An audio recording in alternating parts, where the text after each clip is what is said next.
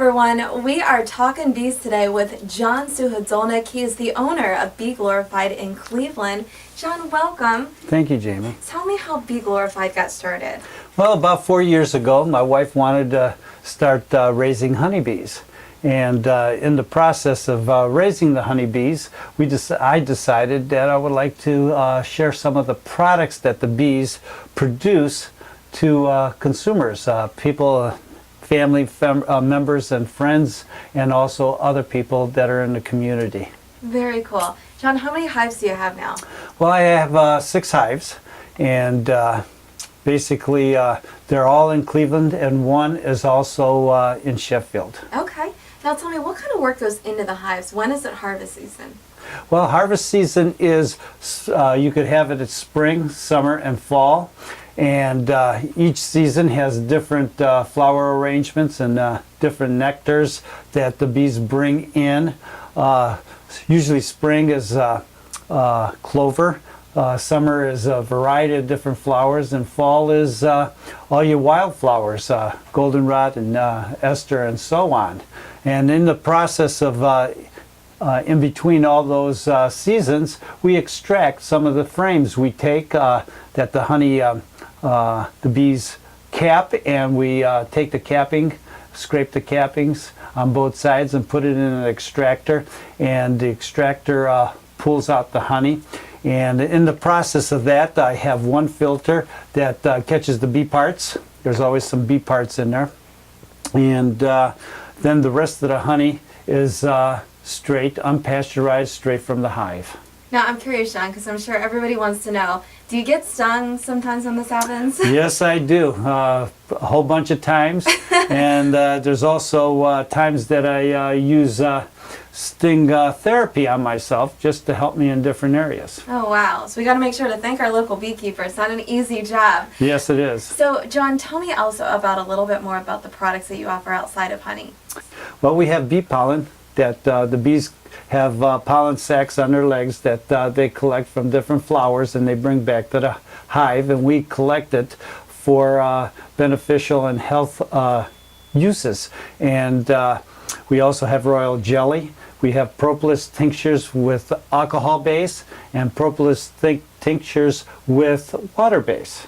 Then I also have comb honey, and also have bee wax that I turn into bee wax candles, scented, and also natural flavors. Now, are there any benefits to consuming your own local honey?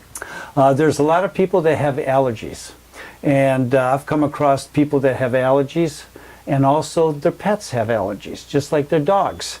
And they spend a lot of money going to the vet when they could actually take the honey that's in their local area, would help lower their allergy attacks. No kidding. I didn't know Yes. that pets could consume honey. Yes, they can. That's really great to know. Yes. Now, I understand that you also, as our local resident bee expert, you know a lot about the different roles of the bees. So tell me a little bit about those different roles inside the hive.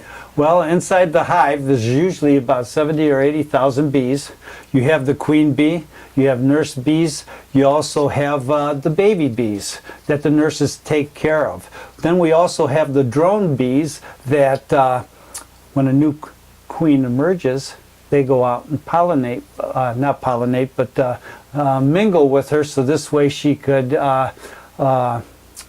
produce more babies. Okay. And the queen usually lives for 3 to 5 years, where the average bee only lives 42 days. And then from there we go to bees that collect pollen, bees that collect nectar. There's also guard bees. There's also dance bees, and you're probably wondering, what is a dance bee? Well, bees that go out and check different locations of where the pollen is, different homes that if something happens to this hive, they could go somewhere else, and they come back to the hive and they do a figure-8 dance, and that figure-8 dance lets everyone know where the location is, so the other scout bees could go out and investigate and check it out. Then also there is housekeeping bees to keep the whole hive clean, so this way the queen could keep on laying. The queen, by the way, lays close to 2,000 eggs a day. Oh my She's very goodness. busy. Yeah. And then we also have the undertaker bees. Bees always die. they take them and drop them out the front door. That's great to know. Very interesting. Now, if people want to learn more from you, I know that you've got some shows going on in the public where people can actually meet you. Tell me a little bit about those shows. Well, there's a show that we have at the 78 Art Walk, which is every third Friday from 5 to 10 o'clock. That's north of West 80th and Lake Avenue. They have 3 or 4 floors of artwork, but we're on the bottom floor with the vendors, and a lot of my customers know that they can meet me there. There's a Chinese show that is May 18th or 19th of every year. That's my biggest show I have. That's a 3-day show. But I'll have different sites, different dates on my website. And my website is beeglorifiedhoney.com. And this is also a ministry for me. And if you need any more information about the ministry that I have besides selling fantastic honey and bee products, check out my website. Awesome. Well, John, thank you so much.